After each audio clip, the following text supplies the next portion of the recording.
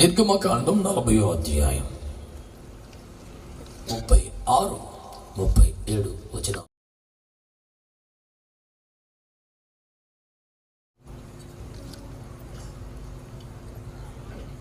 ఐగుప్తు దేశమును వదిలిపెట్టి వాగ్దాన దేశానికి ప్రయాణం చేస్తున్న దేవుని ప్రజల ప్రయాణమునకు సంబంధించిన ఒక ఖరీదైన మాట ఈ రాత్రి మనము చూస్తున్నాం.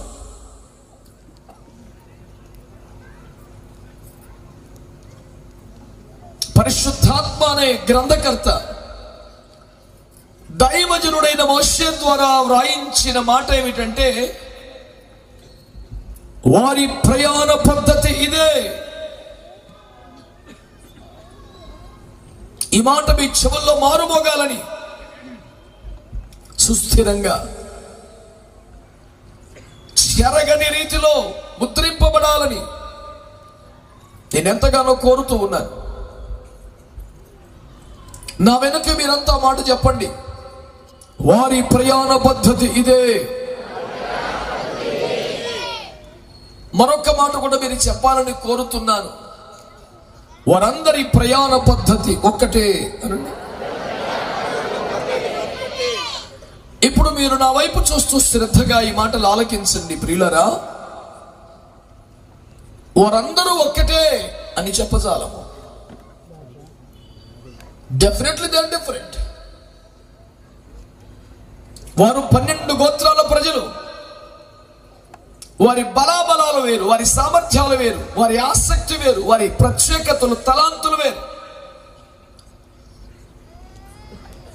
దేవుడు వారిని కోరుకున్న పద్ధతి వేరు, వారిలో ఒక్కొక్కరిని ఒక్కొక్క రీతిగా వాడుకున్న విధానం కూడా వేరు.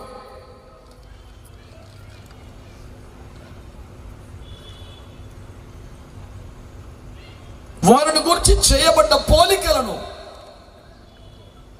ఆదికాండము చివరిలో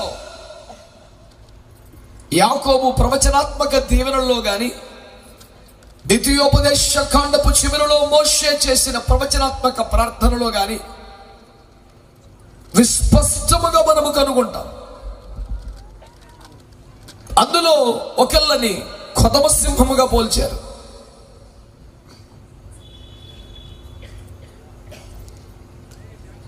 ఒకరిని చీల్చినట్లు తోడేలు అన్నాడు,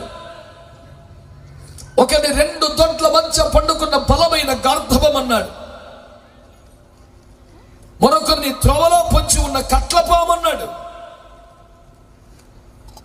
మీరు బాగా బైబిల్ని జ్ఞాపకం చేసుకోగలిగితే, ఒకరు సింహము లాంటి వారు, ఒకరు తోడేలు వంటి వారు, ఒకరు దారిలో పొంచి ఉన్న కట్ల పాము వంటి వారు, ఒకరు గార్ధబం వంటి వాడు. ఒక్కొక్క దాని సామర్థ్యమును, ప్రత్యేకతను, విధానమును, నైజమును తెలియపరిచే పోలికలు కదా అవి. సింహం ఎక్కడా, గాడిదెక్కడా, తోడేలెక్కడా, కట్లపాము ఎక్కడా? వారి బలాలు వేరు, వారి సామర్థ్యం వేరు, వారి ప్రత్యేకతలు వేరు, వారికి నియమించబడ్డటువంటి పరిచయలు వేరు, స్వభావాలు వేరు. మీరంతా దృష్టి పెట్టవలసిన ఒక ఆలోచన ఈ రాత్రి, దేవుని పరిశుద్ధాత్మ మనములో, మన మధ్యలో వేంచేసి ఉండగా,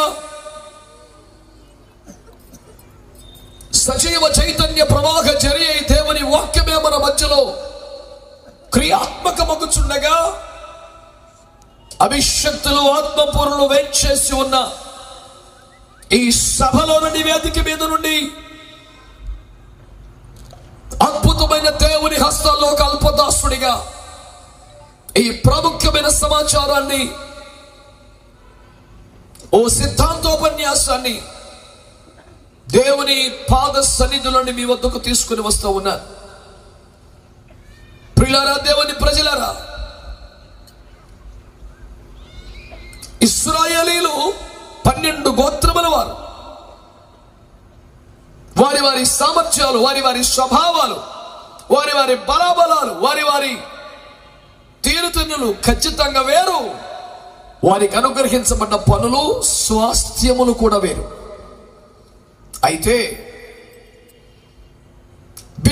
విభిన్న స్వభావాలు, సామర్థ్యాలు, గుణగణాలు, పరిచర్యలు కలిగినటువంటి ఆ ప్రజలందరి యొక్క ప్రయాణ పద్ధతి మాత్రం ఒక్కటే అని దేవుని వాక్యం తెలియజేస్తోంది. బలాలు వేరు, సామర్థ్యాలు వేరు, స్వభావాలు వేరు.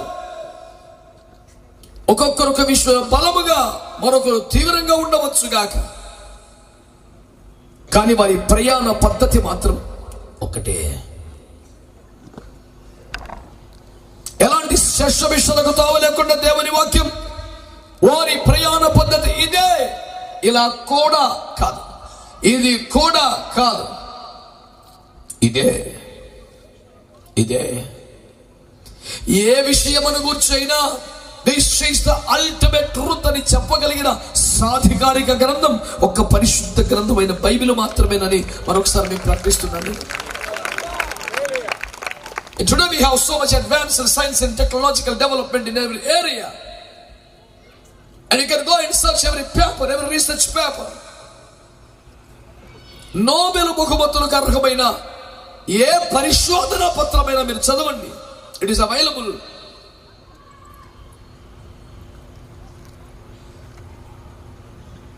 సామాజిక మాధ్యమాల్లో సమస్తముల లభ్యమవుతున్న రోజులు.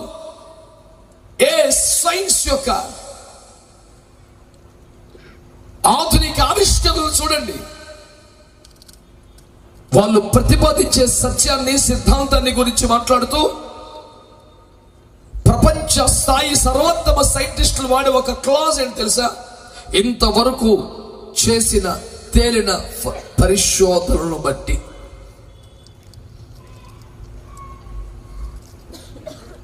సైన్స్ కు సంబంధించి ఏది కానీ and this is the ultimate statement అని చెప్పడానికి లేదు. ఇప్పటిదాకా చేసిన పరిశోధనలు బట్టి తేలింది ఇది అని చెప్పడమే. ఉదాహరణకి 17వ శతాబ్దం వరకు ఇలాంటి బిగించిన బల్బుల్లాగే ఆకాశంలో నక్షత్రములు ఉంటాయి అనే భావించారు కదా. గెలీలియో టెలిస్కోప్ అని కనుక్కున్న తర్వాత కదా నక్షత్రాల్లో కదలికలు ఉంటాయి అని తేలింది. అవి బిగించిన బల్బులో లేవు, ప్రయాణం చేస్తున్నాయి, తిరుగుతున్నాయి అని కనుగొని వారు ఆశ్చర్యపోయి మేధో ప్రపంచాన్ని సంభ్రమాశ్చర్యాలకు గురి చేయలేదా? ఆ విధముగా ఏది గాని ఇంతవరకు చేసిన పరిశోధనలలో తేలిన ఫలితార్థమును బట్టి ఇది మేము ప్రజెంట్ చేస్తున్న సత్యం అంటారు. కానీ ఒక బైబిల్ మాత్రమే యుగాంతం వరకు ఉన్నట్టు సకల మానవులకు ఇదే సత్యం, ఇదే పద్ధతి, ఇదే విధానం అని చెప్పగలిగిన ఒక సాధికారికత ఈ గ్రంథానికి మాత్రం ఉన్నది. ఇట్టి గ్రంథాన్ని చేతిలో పట్టుకోవడం, ఆ గ్రంథాన్ని పట్టుకొని వీధుల్లో తిరగడం, కనీసం మందిరానికో సభకో వచ్చేటప్పుడైనా మందిరాన్ని చేతబోని రావడం ఇబ్బందిగా, బరువుగా, భారంగా భావించే క్రైస్తవులు ఉన్నారు అంటే, సెల్ ఫోన్లో ఉందిలేవో చూసుకుంటాను అనే ఇరుకైన భావాల్లోకి మిగిలారు అంటే పరిశుద్ధ గ్రంథం యొక్క రేంజ్ మీకు తెలియదు తప్ప. 149వ కీర్తన చివరిలో ఏమన్నాడు? వారందరి చేతులు నించుకుల ఖడ్గమున్నది, అదే వారికి ఘనత అన్నాడు. మీ చేతులలో పరిశుద్ధ గ్రంథాన్ని కలిగి ఉంటే అది మీకు ఘనత, అది మీకు భారము కాదని మోయలేక భారం అనుకొని బైబిల్ను వదిలి వచ్చే స్వభావము నుండి, వైఖరి నుండి క్రైస్తవ్యం వెనక్కి తిరిగి రావాలని, పరిశుద్ధ గ్రంథము లేని జీవితాన్ని, ప్రయాణాన్ని ఊహించలేని స్థితికి అందరూ రావాలని నేను హృదయపూర్వకంగా కోరుకుంటున్నాను. అందరికీ ఈ విషయాన్ని మనవి చేస్తున్నాను. నా మనవిని అంగీకరిస్తే మీరు ఏమనాలి? వినబడలేదు నాకు. ఆమేన్. దేవుని సంగమా, దేవుని ప్రజలారా, క్రైస్తవులారా, ప్రముఖులారా, పెద్దలు వాడుతున్న సెల్ ఫోన్లో, ట్యాబ్స్ లో, కంప్యూటర్స్ లో, ల్యాప్టాప్స్ లో దేవుని వాక్యాన్ని కూడా తగిన చోటు ఇవ్వడం ముదావహం. కానీ వాక్యము మాత్రమే ప్యూర్ గా దేవుని వాక్యాన్ని చేత పట్టుకుని సంచరించడం సగర్వమేనని, సముచితమైన ఆ స్థానము దానికి దక్కాల్సిందేనని, అన్నింట్లో దాన్ని ఇరికించి కుక్కి ఇందులో బైబిల్ కూడా ఉంది, సకల దరిద్రాల మధ్యలో మెల్లిగా బిక్కుబిక్కుమంటూ బతుకుతోందని దాన్ని బయటికి తేల్చి ఒక వచనం చదివి మురిసిపోయే ఇబ్బందుల్లో నుంచి సగర్వంగా, సహర్షంగా, సర్వకాల సర్వావస్థలలో ప్రతినపోనవలసిన, చేపోనవలసిన, ప్రదర్శించవలసిన విఖ్యాత గ్రంథం ఇదేనని, గ్రంథరాజం ఇదేనని చాటి చెప్పగలిగిన ఒక సౌజన్యం క్రైస్తవ్యములో ఉండి తీరాలని నేను కోరుకుంటూ ఉన్నాను. ప్రపంచ ప్రఖ్యాతిగాంచినటువంటి మహాకవి, ఆంగ్ల భాషకే ఒక మణిపూస లాంటి షేక్స్పియర్ తన ఇంట, ఆ మహా సాహితీవేత్త కనుక స్వంతంగా ఒక గ్రంథాలయాన్నే కలిగి ఉన్నాడట. దాన్ని మెయింటైన్ చేయడానికి ఒక లైబ్రేరియన్ ఉన్నాడు. ఓ రోజు ఉదయకాలపు వాక్యాలిలో అనగా మార్నింగ్ వాక్ లో తన వెనుక ఈ లైబ్రేరియన్ కూడా వస్తుంటే, ఏ man, go and get the book అన్నాడంట. అంటే అతను వినయంతో, విచ్ బుక్ సార్ అన్నాడంట. లాగి పెట్టుకోమని కొట్టాడు. ఏ go and get the book అంటే విచ్ బుక్ సార్ అన్నందుకు లాగికోమని, బాబు వెళ్ళి ఆ గ్రంథమును తీసుకునిరా. ఈ గ్రంథం సార్ అందుకు బాల్ కొట్టాడు. సార్ కొడితే కొట్టాను కానీ ఏ గ్రంథమో చెప్పి కొట్టాడంటే మళ్ళీ కొట్టాడంట. ఇంగ్లీషు భాష ఎరిగిన ఈ తరానికి చెప్పనక్కర్లేదు. డెఫినెట్ ఆర్టికల్ THD దేని ముందు వాడతారు? ఏ బుక్ అనాలి కానీ ది బుక్ అనడం ఏమిటి? ఈ ప్రపంచంలో ఏదైనా ఒక్కటి ఉంటేనే ఆ డెఫినెట్ ఆర్టికల్ వాడాలి కదా. ఒక భూమి అనకూడదు, భూమి ఒకటే. ఒక సూర్యుడు అనకూడదు, దానికి THD వాడాలి. అలాగే కోట్ల కోట్ల కోట్ల కోట్ల కోట్ల అసంఖ్యాక అగణిత గ్రంథములను ఈ ప్రపంచంలో ఒక పరిశుద్ధ గ్రంథమైన బైబిల్కి మాత్రమే డెఫినెట్ ఆర్టికల్ తీయాలి. సాహితీవేత్తనైన నా వద్ద అసిస్టెంట్ గా ఉంటూ ఆంగ్ల సాహిత్యంలో డెఫినెట్ ఆర్టికల్ దేనికి వాడతారో కూడా తెలియకుండా నువ్వు నా దగ్గర లైబ్రరీ ఉద్యోగం వెలగబెట్టావు, నాకే అవమానం అన్నట్టు గోపురం వాయించి పాడేశాట. కోట్ల కొలది పుస్తకాలలో THD అనే డెఫినెట్ ఆర్టికల్ ని వాడదగిన ఏకైక గ్రంథరాజ్యం ఈరోజు సగర్వంగా తన భక్తుల చేతుల్లో కొని ఆడపడుచున్న పరిశుద్ధ గ్రంథమైన బైబిల్. ఈ సప్పిడి దెబ్బల వల్ల చచ్చినట్టు కుటుంబాల కోసం మళ్ళీ వస్తారన్నాడు ప్లాన్. అటు కుదరదు, మేమందరం వెళ్ళి ప్రార్థన చేసుకోవాలా? పిల్లల్ని టీవీ కాడ పెట్టి చూసుకోమని టిఫిన్ పెట్టి వచ్చే రకం కాదు మేము. ఈ సగం వారు మన చోళ్ళు ఇప్పుడు చెప్తారు సూత్రం. మా పిల్లలు ఎక్కడ పడితే అక్కడ తిరగాలి టీవీయే. ఈ అమ్మ బాబు అని ఇంట్లో పెట్టి టిఫిన్ నుండి టేబుల్ కాడ పెట్టి టీవీ పెట్టి రిమోట్ చేతిలో పెట్టి బయట నుంచి తాళం. మా పిల్లలు అలా తిరగరండి, ఇంటికాడే ఉంటారండి, తిరగకుంటారండి. సూపర్ పెంపకం, సిగ్గుపడు. మోసే ఒప్పుకోలేదు, అట్లా మోసే ఒప్పుకోలేదు. లేదండి అందరు రావాలి, సర్లే భార్య భర్తలు నన్ను పిల్లలు వదిలేయండి, అట్టకుదరదా అన్నాడు. స్పోన్లే మీ పశువులు మందలు వదిలేసి మీరు ఫ్యామిలీ పట్టుకెళ్ళండి. ఒక్క టెక్క కూడా విడవబడదు, అందరూ రాలే. అట్టు కాదురా, ఎందుకురా ఈ పశువులు ఎందుకురా, మీరు వెళ్ళి ప్రార్థన చేసుకోండిరా అంటే, మా యెహోవా మా పశువుల మందలలో ఏది కోరుకుంటాడో మాకు తెలియదు, అన్ని పట్టుకెళ్ళాలి. ఇదే అంటే ఇవ్వాలి మేము. ఇప్పుడు పశువుల మందలు అయినద్దు కానీ కనీసం పరస పెడతా పట్టుకెళ్దామా చర్చికి? అక్కడ మాట్లాడుతాడు ఇప్పుడు. ఆ పరసలోంచి ఇంటికాడే పదే పదే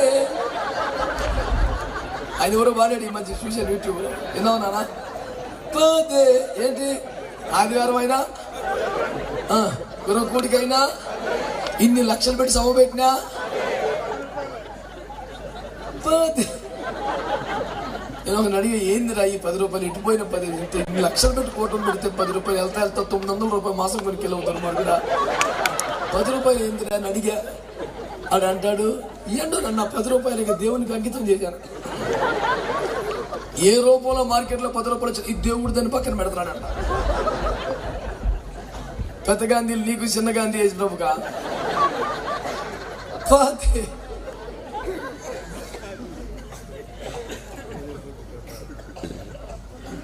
పిల్లగాలు కూడా తక్కువ లేదు. పెద్ద పెద్ద నోట్లు ఎత్తినేమో కిడ్నీ బ్యాంకులు వేసుకున్నారు, చిన్న చిన్న నోట్లు పెడుతున్న బైబిల్లో పెడతారు, చర్చికి వెళ్ళేకేద్దాం. బాబు ఇచ్చి పిల్లలు నీకేం బుద్ధులు అంటే మా డాడీ ఎట్టగా చేస్తాడు. ఇదా బాబా?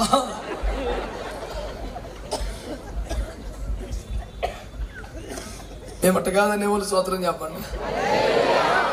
చేసేవాళ్ళు ఎందాక గట్టిగా బదులు ఆడతారు. అసలు ఎట్టం తెలుసా రోషం, రేపు పెట్టని దీనికన్నా కోటాను రేపు పట్టుకొస్తాం దాచి నేను ఈ బెట్లే వెళ్ళయ్యా మంచిపోయిన పిల్లడు. స్తోత్రం. హల్లెలూయా.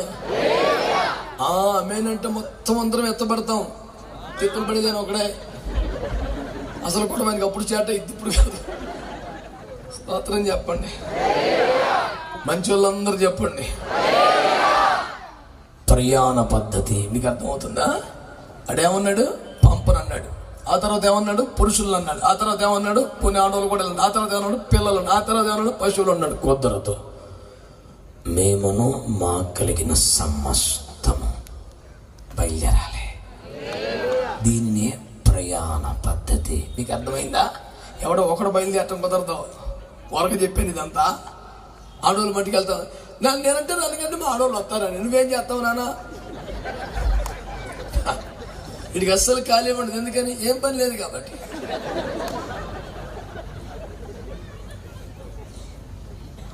టీటీపీ అంటారని తింటాం, తిరగడం, పడుకోవడం ఏమన్నది అడిగి వెరీ బిజీ. ఎందుకంటే మొత్తం తిరగదు ఊరంతా. వీడి వల్ల తల్లిదండ్రులకు అది రూపాయి ఉపయోగం లేదు, సంఘానికి పావుల ప్రయోజనం లేదు, సమాజానికి అయితే సడగవాకు నువ్వు. అమ్మ ఎందుకు ఎదురు చూస్తుంది కోసం అంటే ఆడు రాకుండా కొండ తరగదు. అంటే అనమాట రాకపోతే అసలు తరగతి లేదు. మేము ఎంతమంది తిన్నా. నా ప్రియమైన పుత్రుడు రాలేదు ఎందుకంటే వండింది అట్టు ఉండిపోద్దాడు. రాకపోతే అర్ధరాత్రికి వచ్చినా వేడి చేసుకొని మళ్ళీ పెడతాడికి. ఆడు కూడా ఇబ్బంది ఏం పడకుండా ఫ్రిడ్జ్లో తీసి మైక్రోవేవ్లో పెట్టి కిక్కి కిక్కిమని పెడితే మొత్తం తింటాడు. వీడి సమర్పణ వేరు. అర్ధరాత్రిని అపరాత్రిని ఏ జీవరాజు మింగి అవతల పారేస్తాడు. వీడి మనసు చెడిపోయింది, హృదయం చెడిపోయి ఇంజిన్ చెడిపోదు. 1 గంటకి తిన్న పొద్దునకు రెడీ.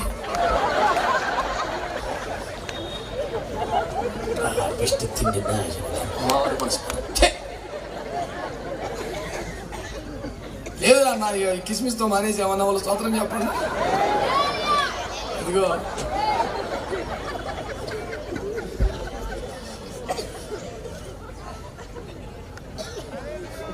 అది నా బాధ ఒకటికి అర్థమైంది.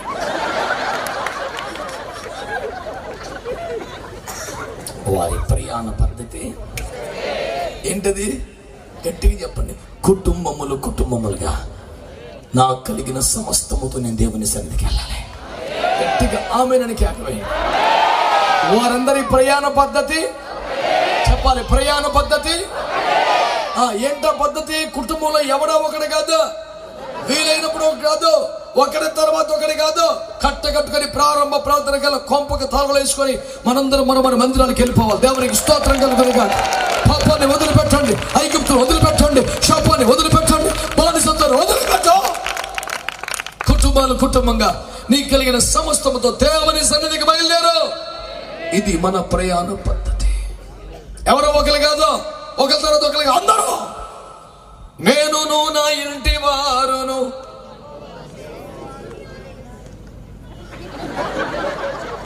నాకు మించిపోయిన సింగర్లో అసలు శృతిలో కూర్చోట్లా స్వరం. ఎంత పోయినా నేనన్నా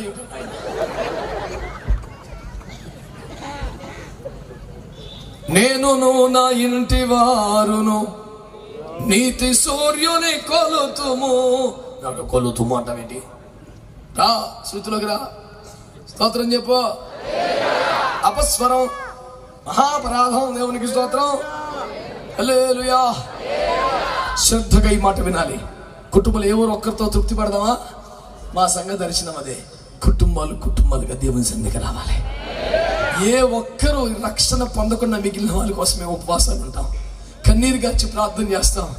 అయ్యో దేవుని చేతులు ఎత్తే ప్రతి ఒక్కరు, ప్రభు ఆ వ్యక్తి ఇంకా మారలేదు ప్రభు, ఇంకా లోకంలో తిరుగుతున్నాడు, వ్యసనాల్లో ఉన్నాడు, బలహీనతల్లో ఉన్నాడు, యవన ఏడ్చనలో ఆకర్షణలో పడిపోతున్నాడు, అలా చెప్పడానికి వీలేదు. కుటుంబములుగా ఒక్క డెక్క కూడా విడవబడకుండా అందరూ దేవుని సన్నిధిలోకి వచ్చేయాలి.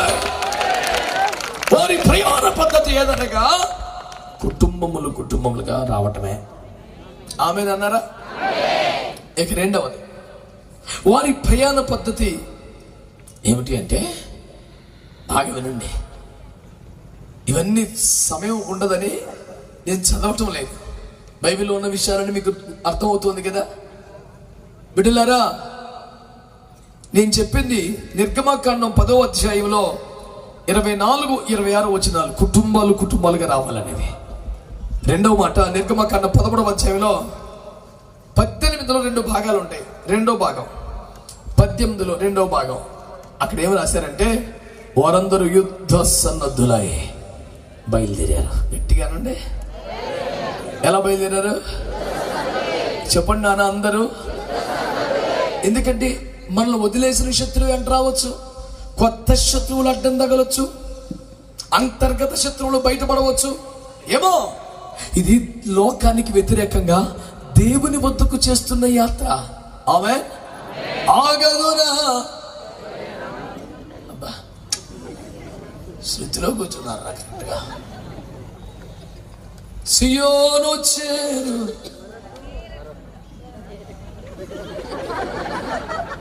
చిన్న స్కూల్లో పాట పాప చెప్పేసినట్టే పాడాలి. పాట చెప్పడం ఏంట్రా, పాట పాడాలి. స్తోత్రం. పాట పాడాలి, అప్పచెప్పాలా? అలా చెప్పు, అప్పచెప్తున్నారు. నా మాట ఏనండి, జాగ్రత్తగా వినండి. మన ప్రయాణ పద్ధతి అని తెలుసా? బయలుదేరటం ఎలా బయలుదేరాలి? ఫస్ట్ పాయింట్ కుటుంబాలుగా, రెండో పాయింట్ యుద్ధ సన్నద్ధులై అనండి. యుద్ధ సన్నద్ధులై అనండి. శత్రు ఏ వైపు నుంచి వచ్చినా, శోధన ఏ వైపు నుంచి వచ్చినా పోరాడే మనసుతోనే రావాలి, ఎదురాడటానికి రావాలి, ఓడించడానికి రావాలి, గమ్యము చేరడానికి బయలుదేరాలి. కానీ యాక్చువల్గా నాకు ఇష్టం, మనకి కొన్ని ప్రాబ్లమ్స్ ఉన్నాయన్నయ్య, చివరిగా అందరికి ఉంటాయి ప్రాబ్లమ్స్. ఎట్లా బయలుదేరాలి మనం? మన ప్రయాణ పద్ధతి ఇదే అని ఎవడు అన్నాడంట. ఏ పరీక్ష పెట్టకపోతే నేనే స్కూల్కి వచ్చి అన్నాడంట. అడుగుడు అడిగే శోధన రాకూడదు, ఏ ఇబ్బంది రాకూడదు. ఏమండి, అన్ని అనుకున్నట్టుగా ఇలా ప్రభుని నమ్మేనో లేదనండి. మరి 20 సంవత్సరాల క్రితం మమ్మల్ని మోసం చేసిన వ్యక్తి వచ్చి 20 లక్షలు ఇచ్చాడండి. దేవునికి ఎంత స్తోత్రం. ఇది అద్భుతమైన సాక్ష్యం. పెద్ద వాల్ పోస్టులు ప్రసంగికుడి కన్నా ఆడిపోవటం పెద్దది అద్భుత సాక్ష్యం. ముందు మైక్ ఆడికి, ఆడి పేరే మైకాసురుడు, మైక్ వదలడు.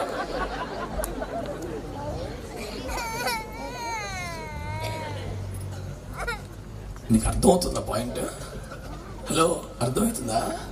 ఈ రోజు నుంచి మన ప్రయాణ పద్ధతి ఏంటి తెలుసా? కుటుంబాలుగా దేవుని సన్నిధికి వెళ్ళిపోవాలి.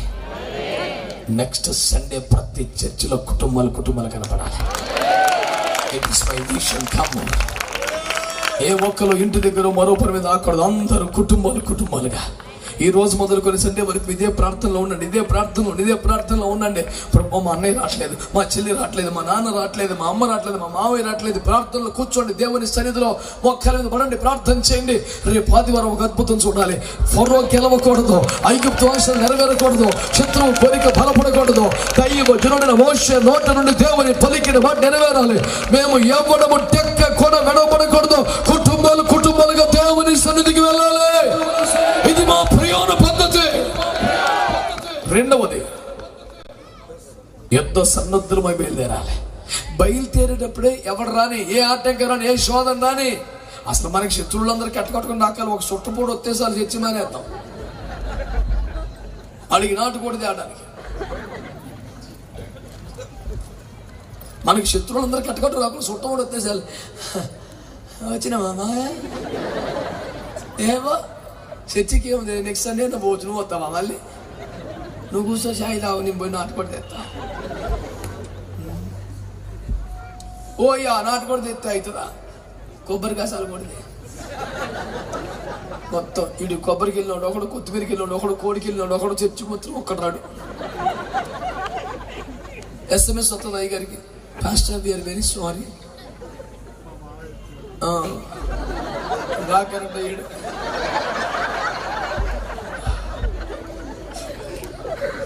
స్తోత్రం చెప్పరా. మనం ఎట్లా బయలుదేరాలి? ఏ రూపంలో శోధన వచ్చినా అది ప్రేమగా అనిపిస్తుంది ఒక్కొక్కసారి, అనుబంధం అనిపిస్తుంది ఒక్కసారి. కాదు, శత్రువు యొక్క కుట్ర అది, శత్రువు కుట్ర. అబ్రహాము తన కుమారుణ్ణి బలించాలి అనుకున్నప్పుడు శారమ్మని లేపా, మాయ్ ముద్దు పెట్టుకోకూడదుని ఫోటో తీసుకో సెల్ఫీ. ఇంక లాస్ట్ రోజు ఇదే ఏడబాగా ఏమైందయ్యా తెల్లరగడ్డ పరాకన మాట్లాడుతున్నా, పరాకేం కాదు ఏ చూపించేమన్నాడు పదా, ముగ్గురు ఫోటో తీసుకున్నారా ఎల్లతుంది అసలు ఏడు బాబుద్దా. పిల్లోడిని తీసుకున్నాడు, కత్తి తీసుకున్నాడు, కట్టెలు తీసుకున్నాడు, గాడిదలు తీసుకున్నాడు, పనిమాలను తీసుకున్నాడు, సైలెంట్గా వెళ్ళిపోయాడు.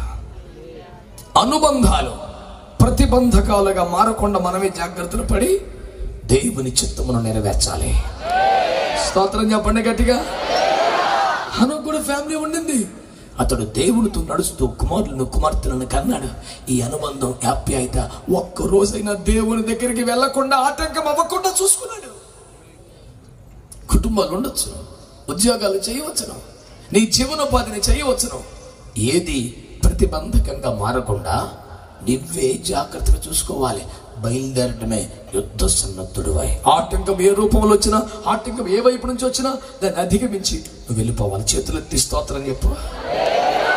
మంచిగా చెప్పావా? మూడో మాట శ్రద్ధగా వినండి. వారి ప్రయాణ పద్ధతి: 1, కుటుంబాలుగా బయలుదేరాలి. 2, యుద్ధ సన్నద్ధులై బయలుదేరాలి. గట్టిగా ఆమేనండి.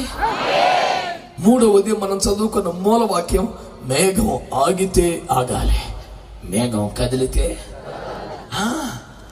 జాగ్రత్తగా వినండి. మేఘం ఆగితే, మేఘం కదిలితే. గుడాలన్నీ ప్యాక్ చేసుకొని అన్ని సర్దుకొని భుజానికి ఎత్తుకొని 2 అడుగులు వేయి, కానీ మేఘం ఆగింది అనుకో,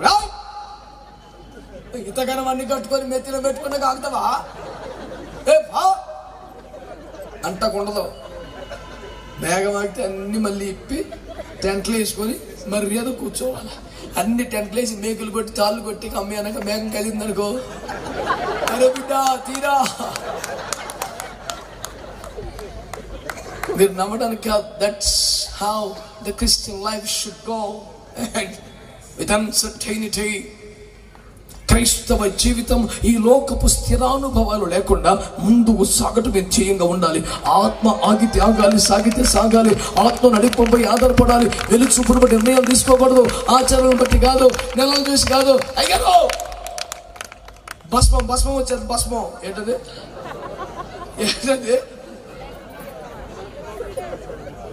ఈ లోపల పెడతాడు కొడుకు పెళ్ళికి. ఇట్లా కాదు నాన్న, నువ్వు మరీ ఇంత తొందరగా అంటే ఎట్లా? నేను డైరీ చూసుకెళ్తాను. మరీ బూడిద వచ్చేస్తున్నాను ఆయన.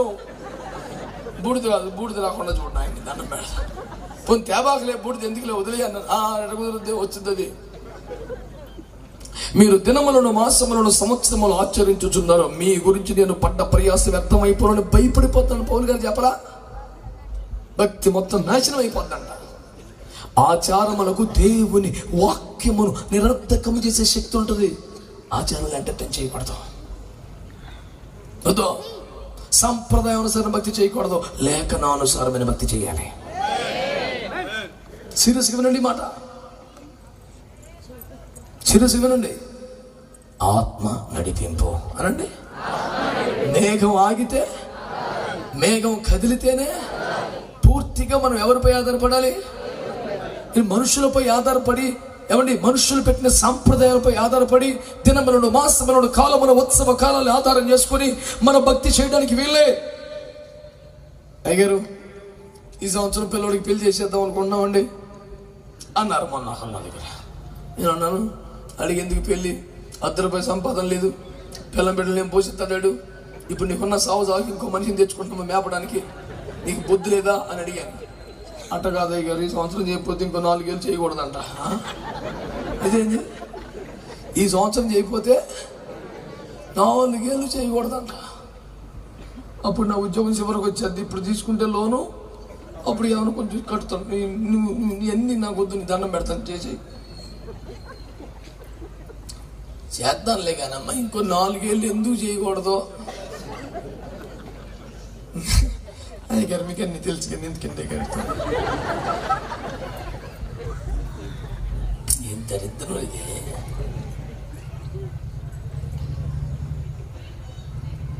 వాళ్ళు పెద్ద బైబిల్ పట్టుకుని అతను రోడ్డు మీద సత్యవేద గ్రంథము చదవరా రే. ఎవరు బాధపడకండి, నేను కడుపులో ఉన్నమాట యథార్థం చెప్పిన ఒక సభకి వెళ్తే నన్ను బైబిల్ అడిగి వాళ్ళ సభకు ఉన్నది 23వ కీర్తన చదువుకోవచ్చుగా తేరగా నన్ను అడిగాడు. ఆ రోజు సిద్ధపడింది నహూము గ్రంథంలో నేను చెప్పాను. సంఘ పెద్ద గారికి ఇచ్చి బైబిల్ అడిగి అడిగి నహూము దొరకట్లా.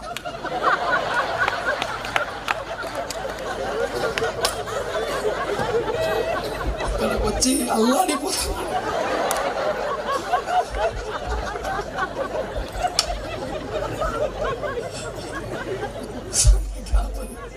చూడలేక తీసిచ్చాడు. సంఘ పెద్ద బరువు కాపాడతా తీసిచ్చాడు. తీసిస్తే ఈనాటి పట్టణ భాగం అవి వచ్చి చిన్నప్పుడు చిన్న కంటతా పట్టాడుగా.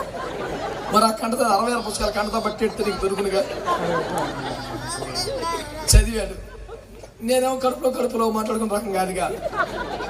కానీ మీరు కేకేసి మాస్టర్ గారు బైబిల్ ఎక్కడుందో నా హోమ్ తెలియదు అట్లాంటి సంఘ పెద్దగా పెట్టుకున్నావు, ఎందుకంటే పెట్టావు?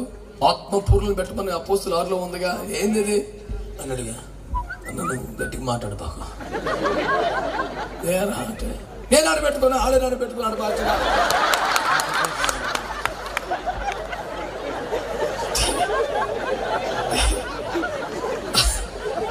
సారీ నాన్న,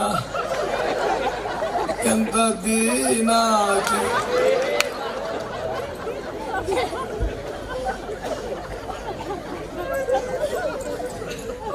ఎన్ని బాధలు ఉంటాయో నాకు తెలీదు.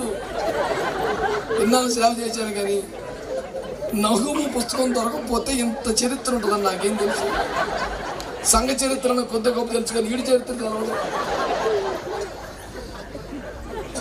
మన ప్రయాణ పద్ధతి ఒక్కటే, అదేంటి?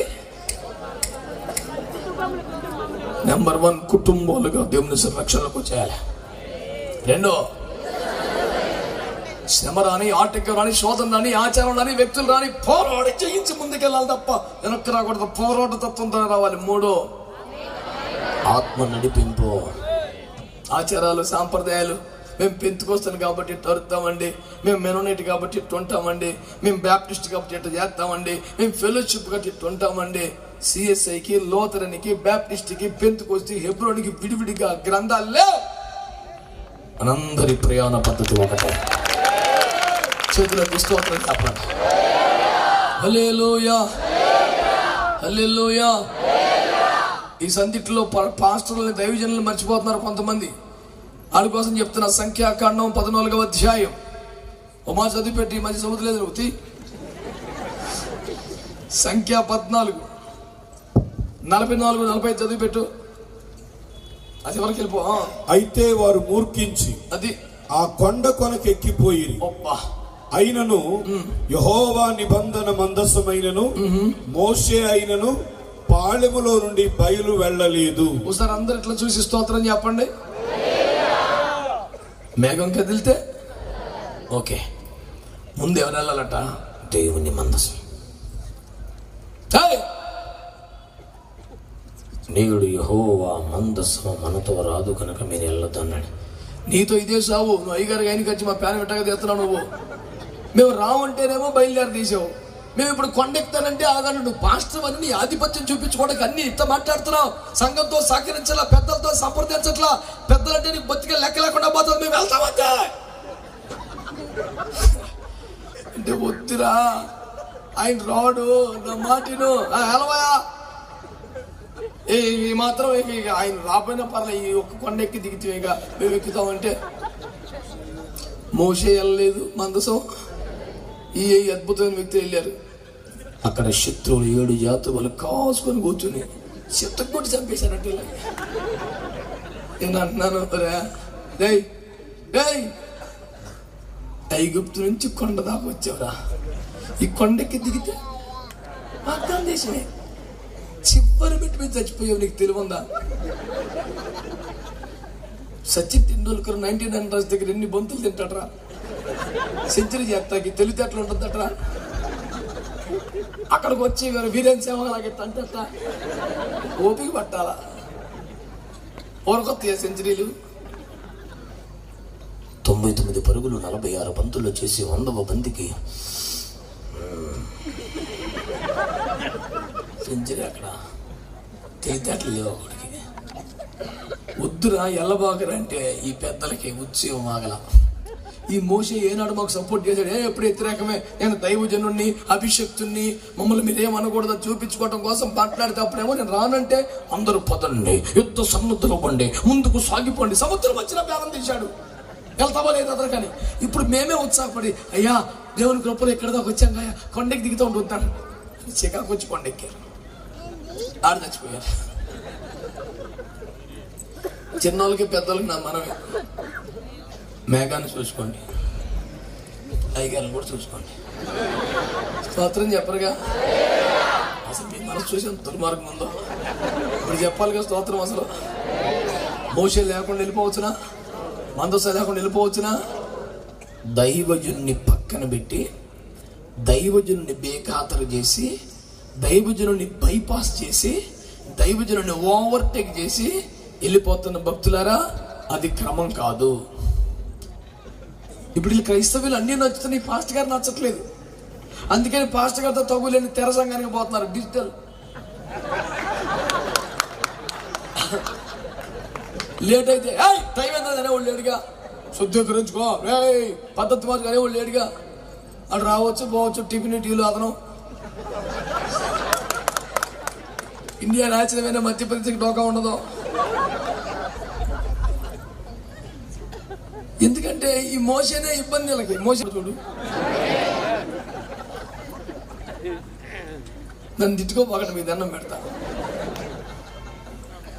ఇంత బతుకు బతి రోజత్వమాను టీవీలో, రోజత్వమాను సెల్ ఫోన్ చూసి ఆదివారం కూడా తెర మందికి మా ఇంటికాడ పెట్టాడు ఒకటి తెర. మా తెరను చూసుకుంటాకి, సందాలు ఎక్కేసుకుంటాకి, అకౌంట్లు ఎత్తకోకుండా పెట్టాడు. అది అంతకన్నా బాగోమే లేదు. పాటలు పాడి స్తుతి ఆరాధన నడిపించి వాక్య టయానికి అందరూ ఇటు తిరిగి కూర్చోవటం, కళ్ళు మూసుకొని ఆరాధన చేస్తున్నాడు మర్చిపోయి. మంచి ఆత్మపూర్ణుడిగా విషయానికి వెళ్ళిపోయి ఈ లోపు అక్కడ అయ్యగారు ప్రసంగం లైవ్ స్టార్ట్ అయిపోయింది. విశ్వాసం అయ్యగారు కూర్చో కూర్చో కూర్చో తెరా తెరా తుల్లి పడిపోయి ఏ స్నామం నడుచున్నాం తండ్రి. ఆత్మీయది, నడిపింపేది, అభిషేకమేది, ఆరాధన ఏముంది? తెరా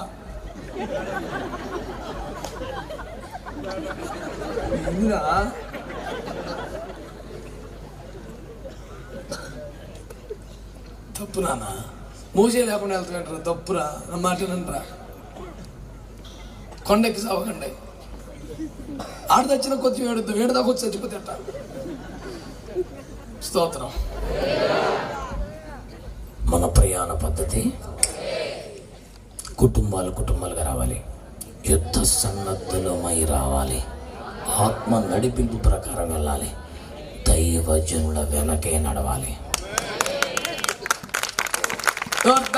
ఎదురైనా బాగానే ఉంటది పాడటానికి, మరి వర్ధన ఎలా వెళ్తుంది? సర్వలోకనాథుల నిబంధన మందసం మోయించిన యాజకులు ముందెలితే చీలితే అప్పుడు నువ్వు పాస్టర్ని బైకాట్, పాస్టర్ని బైపాస్, పాస్టర్ని ఓవర్టేక్. మమ్మల్ని ఇన్నిసార్లు పక్కన పెట్టిన పాస్టర్గానే మళ్ళీ రావాలి భూస్థాపనకి.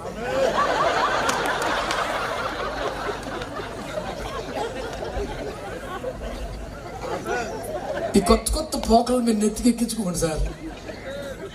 మన పద్ధతిలో వెళ్ళిపోతాం. హల్లెలూయా చెప్పరే.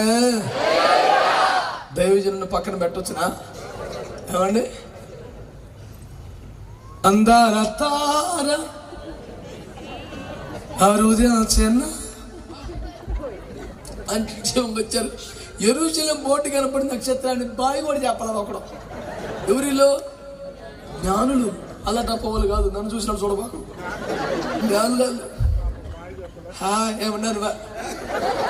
ఇలా బుర్రకథలు జాయిన్ అవ్వరా తగలబడి కన్నా అదే ఆడికి పనికొత్త కరెక్ట్గా వాళ్ళకుంటు నువ్వు నీ సౌండ్ అని అడదు.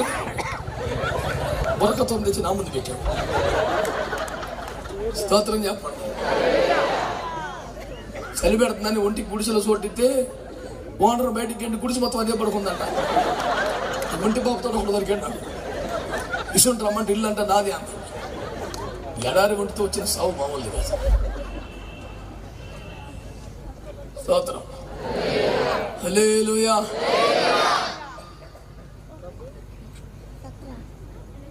హేరోదు దగ్గరకు పోయారు. ఇంకా నక్షత్రం ఎందుకు మనకు అటు చెప్తా లేండి రాజా, యూదుల రాజుగా ఆడికి మెంటలు వచ్చేసి నానా గొడవలు అయిపోయింది. 1400 పిల్లలు చచ్చిపోయారు. ఇంతమందిని సాగు కొట్టిన జ్ఞానం బయటకు వచ్చిన తర్వాత చూస్తే మళ్ళీ నక్షత్రం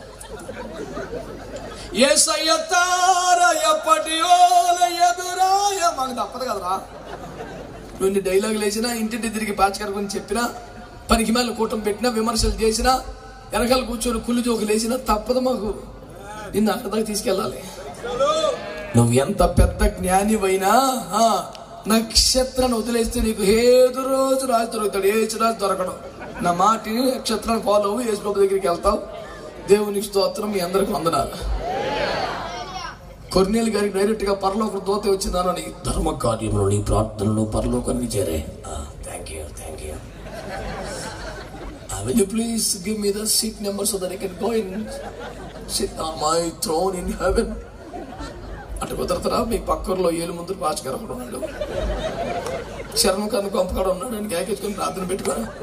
ఇది మాకు అవమానముగా భావిస్తున్నాం.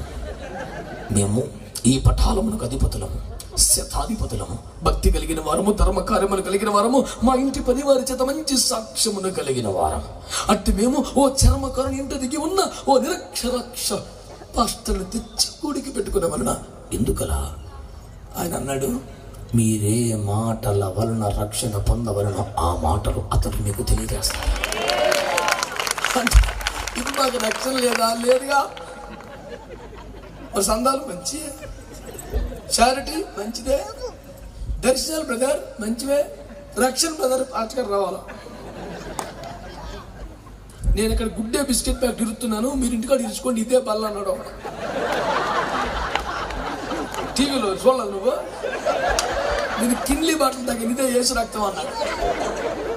నేనేమన్నా పెద్దవాళ్ళనే స్తోమత నాకు ఎక్కడ ఉంది చిన్న సేవకుడిని.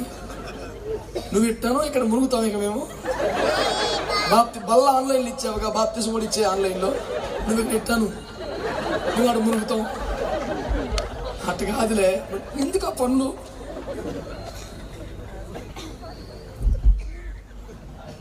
నా మీద పడి అడవకండి, నా కోసం ప్రార్థన చేయలేదు. నేను ఎవరు జోలకు పోనో ఇట్లా చెప్తుంటే నన్ను కొడుతున్నారు. స్తోత్రం. మన ప్రయాణ పద్ధతి ఒక్కటే. ఈ రకరకాల కుదరతాం. కుటుంబాలుగా రావాలి, యుద్ధ సన్నద్ధులమై రావాలి, మేఘం వెనుక రావాలి, దైవజనుడి వెనుక రావాలి. సిస్టమ్ ఇది. ఇక లాస్ట్ అండ్ ఫైనల్ ఒక్కటి ఉంది, అది చెప్పేస్తే మనం వెళ్ళిపోదాం. ఎలుగమా 13:18 మొదటి భాగం చదువు.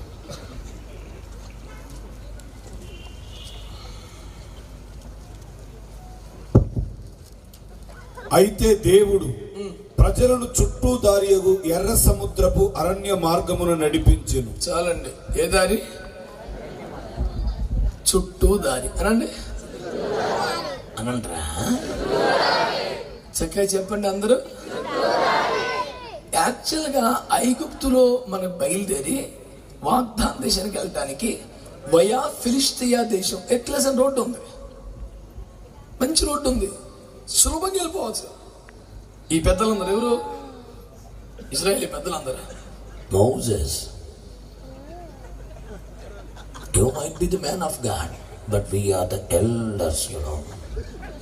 We know all routes better than you. You know only palace, and you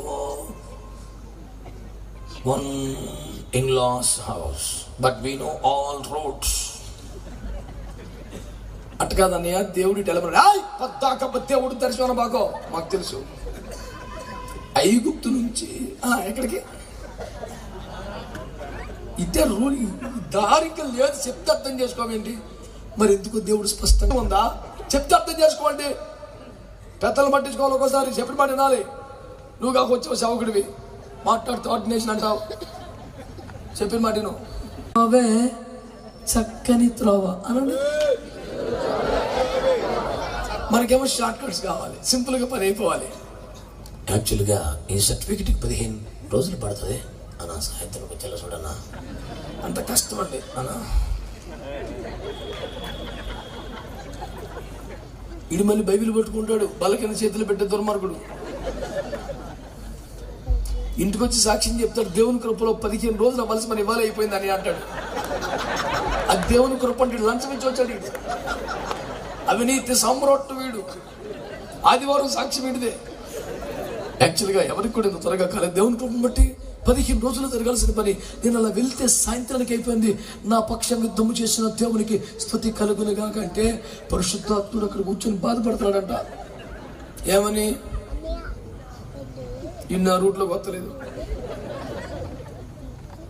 నేను మొన్న ప్రసంగం చేశాను మా చర్చిలో.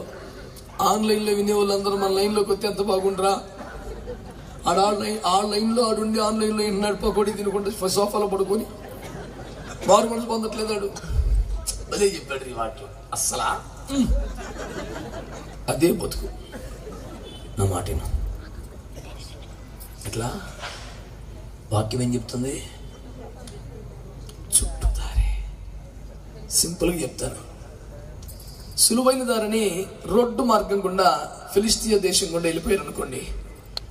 వీరు వెళ్ళినంత సులభంగానే ఐగుప్తు కూడా వస్తాడు కదా, ఫరో రాజు వస్తాడు కదా, సర్వసైన్యంతో వస్తాడు కదా, మళ్ళీ సావశత్వం కొట్టు పట్టుకెళ్తాడు. నీకు ఆడుతూ ఇక తలకాయ నొప్పి ఉండకూడదని ఎర్ర సముద్రం గుండా యేసుప్రభు సెట్ చేశాడు. కొంచెం దూరమైన సముద్రం చీల్చాడు, సెంటర్కి రానిచ్చాడు, మిమ్మల్ని గట్టెక్కిచ్చాడు, వాళ్ళని కలిపేశాడు.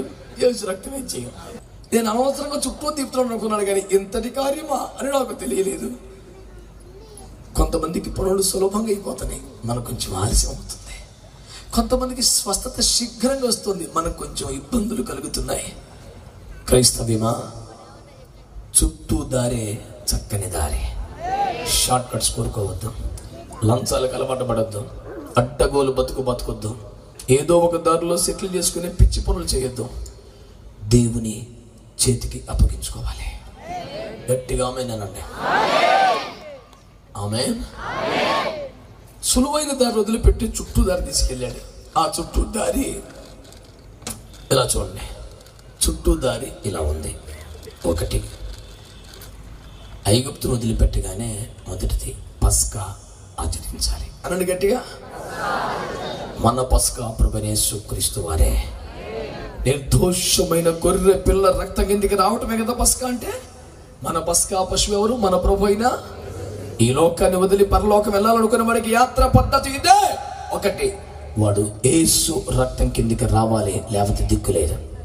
2, పస్కా అయిపోగానే ఈ సీక్వెన్స్ కరెక్ట్గా గుర్తుపెట్టుకోండి. రూటు 2, సముద్రం దాటాలి. ఎర్ర సముద్రం దాటాలి. 1 కొరింథీ పత్రిక 10:1-4 వచనాల మధ్య అది నీటి బాప్తిసం అని చెప్పాడు. 1, యేసు రక్తంతో కొనబడాలి. 2, ఎర్ర సముద్రం దాటాల నీటి బాప్తిస్మాన్ని పొందాలి.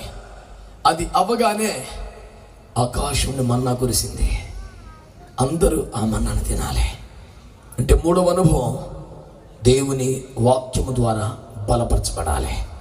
4వది బండలో నీరు త్రాగారు, పరిశుద్ధాత్మ చేత నింపబడాలి. ఇప్పుడు చెప్పండి, ఏ గోత్రం వారు? అందరూ. పెద్ద చిన్న వ్యత్యాసం ఏమి? అందరూ ఐగుప్తును వదిలిపెట్టి వాగ్దాన దేశం వెళ్ళాలి. ఈ ప్రయాణంలో ఏముంటది? ఎవరికైనా తప్పదు. ఏమిటి? పస్కా బలి పశువు రక్త కిందికి రావాలి. ఎవరైనా యేసు రక్తాన్ని ఆశ్రయించాలి, దిక్కులేదు. 2వది అందరూ బాప్తిస్మాన్ని పొందాల్సిందే.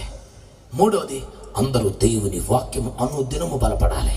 4, అందరూ పరిశుద్ధాత్మతో నింపబడాలి. ఇక్కడ దాకా అయిపోయింది, నెక్స్ట్ ఏం చేద్దాం? సడన్ గా మందిరం కట్టమన్నాడు. అయ్యో ఇక్కడ ఎందుకు ప్రభు, ఆ ఊరు వెళ్ళిపోతా కదా, కట్టవలేదు అన్నాడు. తీరా కట్టాక అంతా ఇప్పేసి భుజాన్ని పెట్టుకుని పదన ఈడ కడతాం ఎందుకు, మొయ్యటం ఎందుకు, ఆడికి వెళ్ళాక కట్టుకుందాం కదా అంటే కుదరదు. మనం పరలోకం వెళ్ళాక కట్టేది ఏది లేదు, ఇక్కడే మనమే దేవుని మందిరంగా కట్టబడి అప్పుడు వెళ్ళాలి. ఒకటి పస్కా యేసు రక్తం కిందికి రావాలి. 2 నీటి బాప్తిసం పొందాలి. 3 వాక్యం ద్వారా బలపడాలి. 4 పరిశుద్ధాత్మతో నింపబడాలి. 5 వ్యాపారపు వ్యవహారములు. ఏవేవో భుజాన్ని మోసుకునే వాళ్ళు చాలా మంది ఉన్నారు. సర్వలోకనాథుని నిబంధన మందసమును మోయిచున్న మహిమ కలిగిన సేవకులను వెంబడించాలి. అర్థాలు దాడతా. తన భుజాన మందసం లేకపోతే ప్రయోజనం ఉండదు. నువ్వేదో మోయటానికి లేదో, దేవుని మందసాన్ని మోయాలి. మీరు మహిమ కలిగిన దేవుని కరుణా పీఠమును మందసమును మోయిచున్న దైవ జనులను వెంబడించారా? తిరగలేదు, అర్థం దాటేస్తారు. 7వది లాస్ట్ అండ్ ఫైనల్, ఎరుకోను చేయించాలి. చివరి మాట, ఎరుకో స్తుతి కేకలు వేస్తే కోటలు కూలిపోయాయి. అది సులభంగా అనిపిస్తుంది, కష్టం లేదు. కానీ అందరి బంగారమును ఎవరు తీసుకోకూడదు, కాల్చేయి అన్నాడు. ఇంత కష్టపడి ఇంత దాటి ఇంత కోటలు కూల్చి దాన్ని అధిగమిస్తే అందులో బంగారం తీసుకోవద్దు, కాల్చేయమని ఎంత కష్టం. అందుకే నేను మా సంఘానికి ఎప్పుడు చెప్తాను, ఎరుకోను కూల్చుట కన్నా అందరి బంగారమును కాల్చుట కష్టం. చేతిలో బంగారం తగలబెట్టుకునేట. ఈ లోకంలో ఈ జీవితాన్ని అనుభవించాలి, కానీ దాని ఫలాలను ఇక్కడే బంగారం రూపంలో, వెండి రూపంలో, ఖరీదైన వస్త్రాల రూపంలో నువ్వు ఆస్వాదించడం కాదు, దేవుడి బహుమానం కోసం నిలబడాలి. ఆమేన్. ఈ మాటతో నా సందేశాన్ని ముగిస్తున్నాను. శ్రద్ధగా వినండి ప్రజలారా. ఇంతసేపు సుదీర్ఘంగా దేవుని వాక్యాన్ని విన్నారు. ఈ రాత్రి దేవుని స్వరాన్ని నువ్వు అంగీకరిస్తున్నావా, తృణీకరిస్తున్నావా? ఒకే ఒక్క మాట, మనందరి ప్రయాణ పద్ధతి. ఎన్ని సంఘాలు ఉండొచ్చు, ఎన్ని డినామినేషన్లు ఉండొచ్చు, 12 గోత్రాలు ఉన్నట్టుగానే ఇవన్నీ ఉంటాయి. కానీ అందరికీ ఒకే దేవుడు, ఒకే మన్నా, ఒకే బండలో నీరు, ఒకే మేఘం, ఒకే ఆలయం, యోర్దాను దాటడం, వాగ్దాన దేశం వెళ్ళడం. ఖమ్మంలో కానీ ప్రపంచంలో కానీ ఎన్ని సంఘాలున్నా, ఎన్ని డెనామినేషన్లు ఉన్నా, మనందరి ప్రయాణ పద్ధతి గబగబా 4 మాటలు చెప్పండి. 1, అందరూ కుటుంబాలుగా దేవుని సన్నిధికి వెళ్ళాలి. 2, యుద్ధ సన్నద్ధులమై సమస్యలపై, ఆటంకాలపై పోరాడుతూనే ముందుకెళ్ళాలి. 3, ఆత్మ నడిపింపులో వెళ్ళాలి. 4, దైవజనులను వెంబడించాలి. 5, చుట్టూ దారిని కోరుకోవాలి, దగ్గర దారులు కోరుకోవద్దు. అడ్డగోలుగా అర్థాంతర ప్రయోజనాలు ఇష్టపడద్దు. ఆత్మ నడిపింపులో ప్రభు ఎరప. ఆ చుట్టూ దారి ఏమిటి? 1, యేసు రక్తం కిందికి రావటం. 2, నీటి బాప్తిస్మం. 3, వాక్యము ద్వారా అనుదినము బలపడటం. 4, పరిశుద్ధాత్మతో నింపబడటం. 5, దేవుని మందిరంగా కట్టబడటం. 6, యోర్దాను దాటడం. 7, ఎరుకోను జయించడం. ఇది మనము వాగ్దాన దేశం చేరే దారి, ప్రయాణ పద్ధతి. ఎంతమంది అంగీకరిస్తారండి? స్వస్థత కావాలి ఎంతమంది కంటే చేతులు ఎత్తారు, ఎంతమందికి ఆశీర్వాదాలంటే చేతులు ఎత్తారు. ఈ ప్రయాణ పద్ధతిలో ఎంతమంది వెళ్తారో. డినామినేషన్, మనిషి అన్నాకు ఒక పేరు ఉంటుంది, అలాగే చర్చ్ అన్నాకు ఒక పేరు, అంతే. అంతకన్నా విభేదాలు పెట్టుకోవద్దు. వారిలా వీరిలా అనొద్దు, వారి ఎక్కువ వీరు తక్కువ అనొద్దు. నేను కథోలికులు మొదలుకొని అపోస్తలిక మూమెంట్ దాకా ప్రతి వారి సేవలు అమూల్యమైనవే, విలువైనవి అని ప్రకటించాను. అయితే ఎక్కడ ఆగొద్దని కోరాను. వారు ఒక దాకా తెచ్చారు. నెక్స్ట్ లెవెల్ అందరము సాగాలి, అందరము కలిసి ప్రయాణం చేయాలి, అందరము ఇదే మన్నా తినాలి, అందరము ఇదే బండలోనిది పానం చేయాలి, అందరూ ఇదే మేఘము కింద నడవాలి, అందరము ఇదే నడిపింపులో ఉండాలి, అందరము అదే గమ్యానికి చేరాలి. ఈ వాక్యం ద్వారా దేవుడు మిమ్మను, మీ కుటుంబాల్ని, మీ సంఘాల్ని, ఈ ప్రాంతాన్ని నిశ్చయముగా సంపూర్ణంగా ఆశీర్వదించునుగాక. ప్రార్థన చేసుకుందామా?